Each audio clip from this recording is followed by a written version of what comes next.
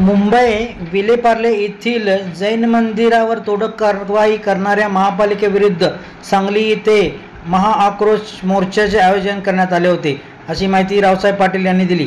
खासदार विशालदादा पाटील, आमदार सदाभाऊ खोत, आमदार राजेंद्र पाटील यड्रावकर व मान्यवरांची उपस्थिती।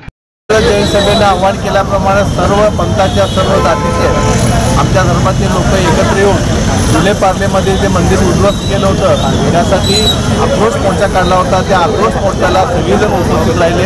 एक चांगल्या प्रचंड संख्येनं हा समाज असंतोष व्यक्त केला आणि जे काय आता मंदिर बांधले त्या मंदिर तिथं परत बांधलं पाहिजे ही आग्रहाची मागणी आम्ही सरकारकडे करत आहोत। कुठल्याही समाजाला कुठल्याही देवाधर्माचे मंदिर बांधत असताना त्याला नोटीस पाठवणं आणि कायदेशीर गोष्टी करण्याव्यतिरिक्त त्यांनी सकाळी 9 वाजता येऊन जे BMCच्या लोकांनी पाडलं आहे ते खरोखरच एक चुकीची गोष्ट आहे आणि तिथं मंदिर परत एकदा व्हायला पाहिजे यासाठी हा सकल समाज आमचा गोळा झाला होता आणि त्या ठिकाणी मंदिर व्हायलाच पाहिजे अशी आमची आग्रहाची मागणी असणार आहे। त्याबद्दल विलेपार्ले मुंबई येथील जैन मंदिरावर जो हल्ला झाला किंवा जे मंदिर पाडण्यात आले त्याचा आम्ही दक्षिण भारत जैन सभेच्या जैन महिला परिषदेच्या वतीने जाहीर निषेध करतो।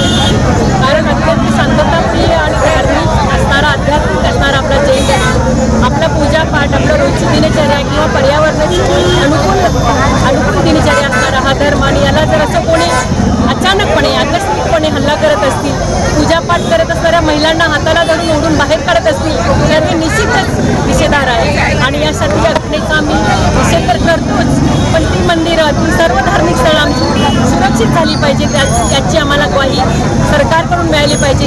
ते थांबवणार नाही तर आम्हाला नाही, आम्ही मुंबईला